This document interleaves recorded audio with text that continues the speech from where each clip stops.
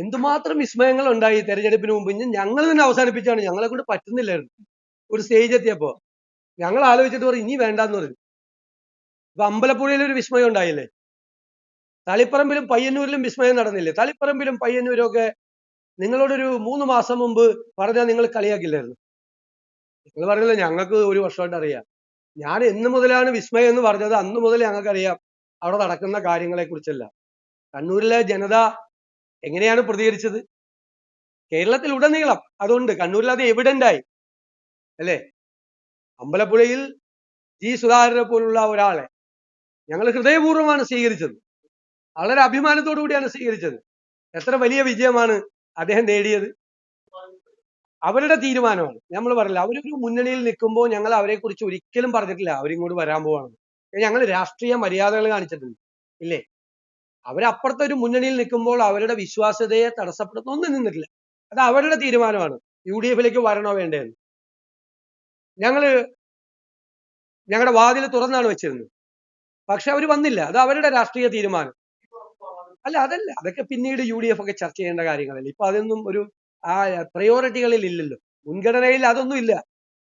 മാത്രമല്ല ഞങ്ങളുടെ കൂടെ നിൽക്കുന്ന കേരള കോൺഗ്രസ് 8-ൽ 7 സീറ്റും ജയിച്ചു അല്ലേ? അനൂപ് ജേക്കബ് ജയിച്ചത് 45,000 വോട്ടിനാണ്. കേരള കോൺഗ്രസ് ജേക്കബ് ഗ്രൂപ്പിലെ അനൂപ് ജേക്കബ് ജയിച്ചു അല്ലേ? അപ്പൊ ഞങ്ങൾ ഘടകകക്ഷിയല്ലേ. ലീഗ് എത്ര സീറ്റാണ് ജയിച്ചത്? ഞങ്ങൾ ഘടകകക്ഷികളൊക്കെ ചേർത്ത് പിടിച്ചു. ഘടകകക്ഷിയൊന്നും ഇനി പറയാൻ ആരും സമ്മതിക്കില്ല.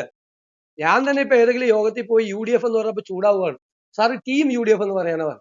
ഞാൻ ടീം UDF എന്ന് പറഞ്ഞത് നിലമ്പൂർ ഇലക്ഷന് ശേഷം ബോധ്യത്തിന്റെ അടിസ്ഥാനത്തിലാണ് ഓരോ വാക്കും.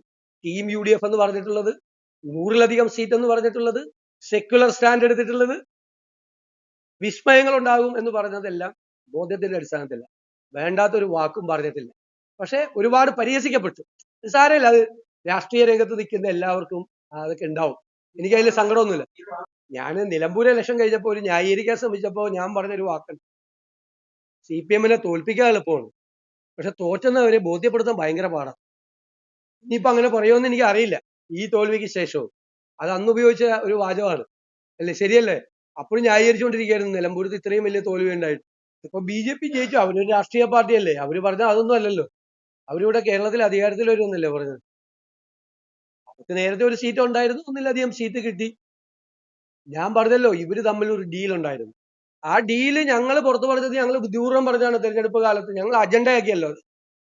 CPM BJP ഡീല് ഞങ്ങൾ അജണ്ടയാക്കിയത് വെറുതെ അല്ല, അത് മുകളിലെ നേതാക്കന്മാർ തമ്മിലുള്ള ഡീലാണ്.